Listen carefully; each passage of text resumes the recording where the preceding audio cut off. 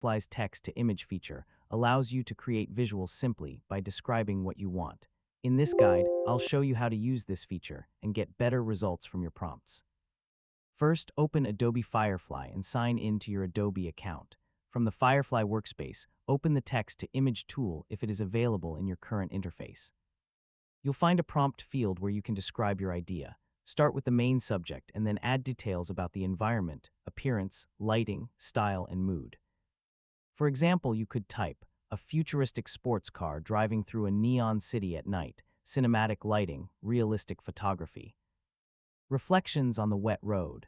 Now generate the image and wait for Firefly to create your results. Review the different variations and select the one that best matches your vision. If you want to improve the result, edit your prompt. Add specific details or change things like the lighting, camera angle, background, colors, or artistic style. Clear and descriptive prompts generally give you more control.